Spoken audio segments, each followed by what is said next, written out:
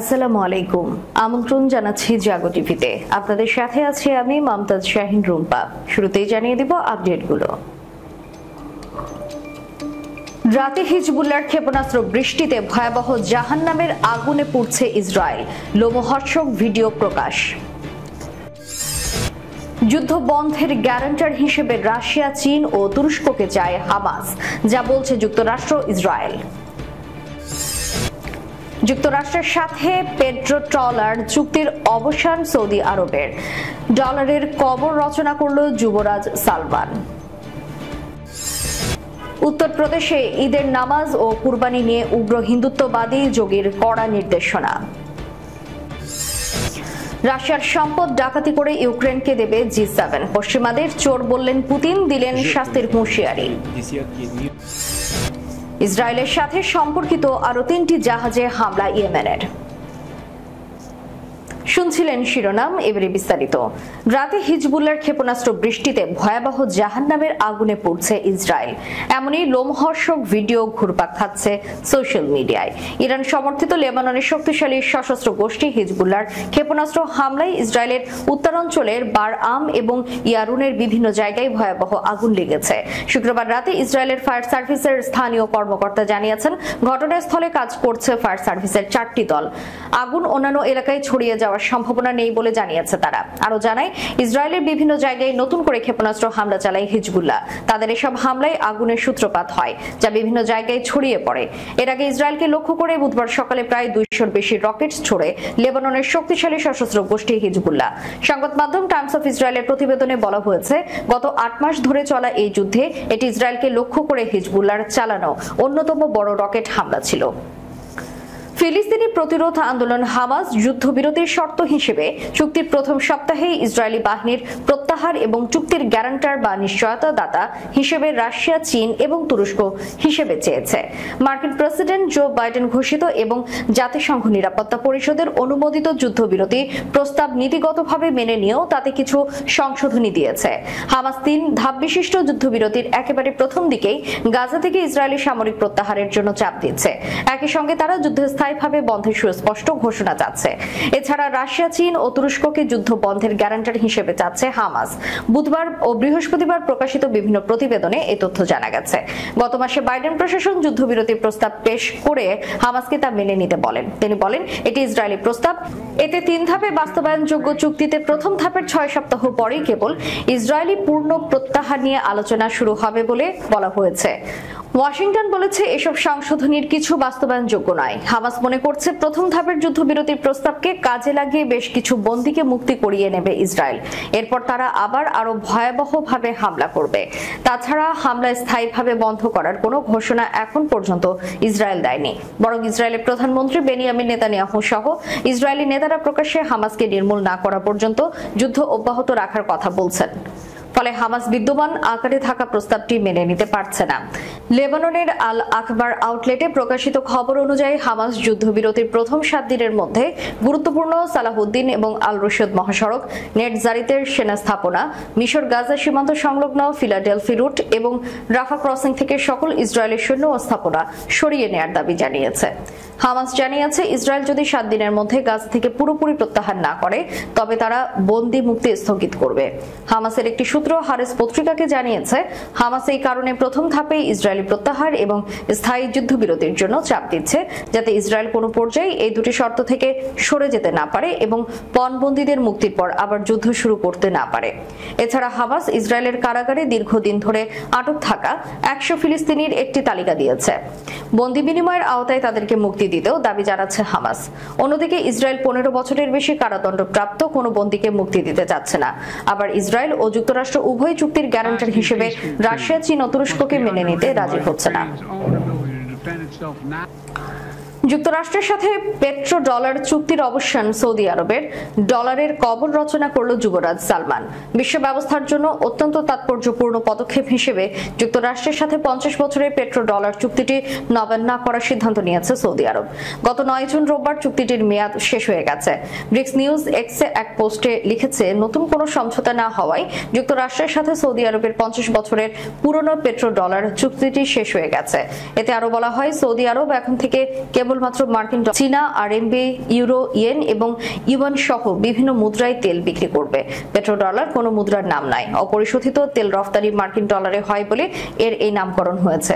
যুক্তরাষ্ট্র 1970-এর দশকে এই সুবিধাটি লাভ করে। মধ্যপ্রাচ্যের তেল রফতানিকারক দেশগুলো ওই সময় থেকে কেবল মার্কিন ডলারের মাধ্যমে তেল রফতানি করে আসছে। ফলে বিশ্ব অর্থনীতি এবং ভূরাজনীতিতে ডলার বিশেষ গুরুত্ব পেয়ে যায়। এর আগে যুক্তরাষ্ট্র স্বর্ণের বিনিময়ের মাধ্যমে ডলারের মূল্যবান নির্ধারণ করত। যুক্তরাষ্ট্রের পররাষ্ট্রমন্ত্রী হেনরি কিসিঞ্জার এবং সৌদি আরবের প্রিন্স ফাহাদ ইবনে আবদেল আজিজ চুক্তিটি করেন। দুই দেশের মধ্যকার দ্বিপক্ষীয় সমঝোতা হিসেবে চুক্তিটি হয়। চুক্তিটিতে নিশ্চিত করা হয় যে ওপেক সদস্যরা তেল বিক্রি করবে মার্কিন ডলারে। এর বিনিময়ে সৌদি আরবকে সামরিক সুরক্ষা এবং অর্থনৈতিক সুযোগ দেবে যুক্তরাষ্ট্র। এখন এই চুক্তির অবসানের ফলে বিশ্ব অর্থনীতির অবস্থা বদলে যেতে পারে। পেট্রোডলার নবায়ন না হওয়ায় বিশ্বের রিজার্ভ কারেন্সিতে মার্কিন ডলারের আধিপত্য দুর্বল হয়ে যেতে পারে। এর ফলে আন্তর্জাতিক মুদ্রা হিসেবে ডলারের চাহিদা কমেও যেতে পারে। এছাড়া যুক্তরাষ্ট্র মুদ্রাস্ফীতি বাড়তে পারে, সুদের হার আকাশচুম্বী হতে পারে, মার্কিন বন্ড বাজারে অস্থিতিশীলতা দেখা দিতে পারে। অন্যদিকে বিশ্বে নতুন সমীকরণের সৃষ্টি হতে পারে। সৌদি আরব এখন যুক্তরাষ্ট্রের উপর থেকে নির্ভরশীলতা কমিয়ে চীন এবং ব্রিক্স দেশগুলোর সাথে সম্পর্ক জোরদার করতে পারে। সূত্র সিয়াসাত। উত্তরপ্রদেশে ঈদের নামাজ ও কুরবানি নিয়ে কড়া নির্দেশনা দিয়েছে উগ্র হিন্দুত্ববাদী যোগী।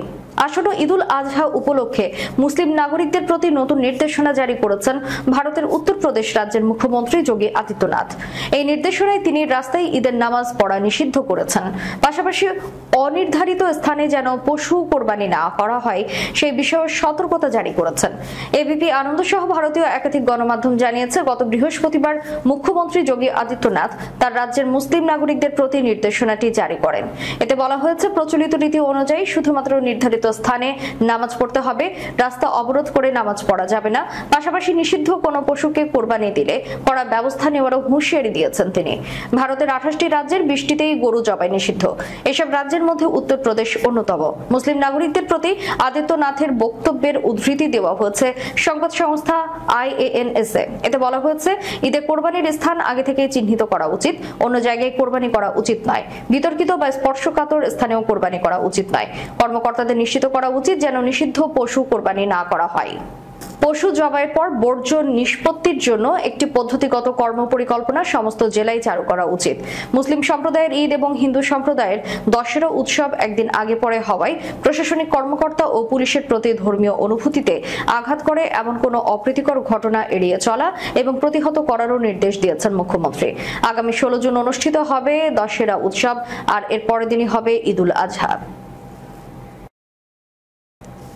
পশ্চিমা নেতাদের চোর আখ্যায়িত করে তাদের শাস্তির হুঁশিয়ারি দিলেন রাশিয়ার প্রেসিডেন্ট ভ্লাদিমির পুতিন। G7 সম্মেলনে ইউক্রেনকে $5,000 কোটি সহায়তার সিদ্ধান্তের প্রেক্ষিতে তিনি এই হুঁশিয়ারি দিলেন। শুক্রবার রুশ পররাষ্ট্র মন্ত্রণালয়ের সাথে এক বৈঠকে পুতিন বলেছেন, পশ্চিমের নেতারা রাশিয়ার সম্পদ জব্দ করে নতুন একটি আইনি ভিত্তি তৈরির চেষ্টা করছেন, কিন্তু আমি মনে করি এটা স্পষ্ট চুরি। পশ্চিমা নেতাদের ওই সিদ্ধান্তের জন্য তাদের শাস্তি পেতে হবে। গণমাধ্যমের প্রতিবেদন থেকে জানা গেছে, জব্দ করা রাশিয়ার সম্পদের মুনাফা থেকে ইউক্রেনকে $5,000 কোটি ঋণ দিতে সম্মত হয়েছে শিল্পোন্নত দেশগুলোর জোট G7। Canada, France, Germany, Italy, Japan, Britain ও যুক্তরাষ্ট্রের সাথে এবারের সম্মেলনে যোগ দিয়েছে আফ্রিকা ও ইন্দো প্যাসিফিক অঞ্চলের নেতারা। G7 এর এবারের সম্মেলনটি বৃহস্পতিবার ইটালির আপুলিয়ায় শুরু হয়ে শনিবার পর্যন্ত চলার কথা।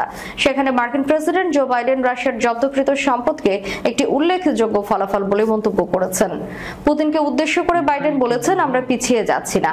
G7 এ পাশ হওয়া ইউক্রেনের ওই সহায়তা প্যাকেজটি আগামী সপ্তাহে চূড়ান্ত হবে বলে আশা করা হচ্ছে। এছাড়া চলতি বছরের শেষ দিকে এই সহায়তা ইউক্রেনে পৌঁছাতে পারে বলে গণমাধ্যমের প্রতিবেদনে থেকে জানা গেছে। সূত্র রয়টার্স, CGTN। ইসরায়েলের সাথে সম্পর্কিত আরো 3টি জাহাজে হামলা ইয়েমেনের সশস্ত্র বাহিনীর মুখপাত্র জানিয়েছে, ইসরায়েলের সেবাদানকারী আরো 3টি জাহাজে সফল হামলা চালানো হয়েছে। পার্স টুডের রিপোর্টে বলা হয়েছে, ইয়াহিয়া সারি বৃহস্পতিবার রাতে বলেছেন যে ইয়েমেনের সেনাবাহিনী গত 24 ঘন্টায় ইসরায়েলের সাথে যুক্ত ভারবেনা, সিরাগান এবং আথেনা নামে 3টি জাহাজ লক্ষ্য করে হামলা চালিয়েছে। গাজা যুদ্ধের শুরু থেকেই ইয়েমেনের সেনাবাহিনী এবং হুথি যোদ্ধারা ফিলিস্তিনি জনগণের সমর্থনে ইসরায়েলের সাথে সম্পর্কিত জাহাজে হামলা চালিয়ে আসছে। এমনকি তারা ইসরায়েলি বন্দরেও হামলা চালাচ্ছে। ফলে তেল আবিবের অর্থনীতিতে প্রবল চাপ সৃষ্টি হয়েছে। শেষ করার পূর্বে সংবাদ শিরোনামগুলো জানিয়ে দিব আরো একবার। রাতে হিজবুল্লাহর ক্ষেপণাস্ত্র বৃষ্টিতে ভয়াবহ জাহান্নামের আগুনে পুড়ছে ইসরায়েল, লোমহর্ষক ভিডিও প্রকাশ। যুদ্ধ বন্ধের গ্যারান্টার হিসেবে রাশিয়া, চীন ও তুরস্ককে চায় হামাস, যা বলছে যুক্তরাষ্ট্র, ইসরায়েল। যুক্তরাষ্ট্রের সাথে পেট্রো ট্রলার চুক্তির অবসান সৌদি আরবের, ডলারের কবর রচনা করল যুবরাজ সালমান। উত্তরপ্রদেশে ঈদের নামাজ ও কুরবানি নিয়ে উগ্র হিন্দুত্ববাদী যোগীর কড়া নির্দেশনা। রাশিয়ার সম্পদ ডাকাতি করে ইউক্রেনকে দেবে G7, পশ্চিমাদের চোর বললেন পুতিন, দিলেন শাস্তির হুঁশিয়ারি। ইসরায়েলের সাথে সম্পর্কিত আরো 3টি জাহাজে হামলা ইয়েমেনের। এতক্ষণ আমাদের সাথে থাকার জন্য ধন্যবাদ। আল্লাহ হাফেজ।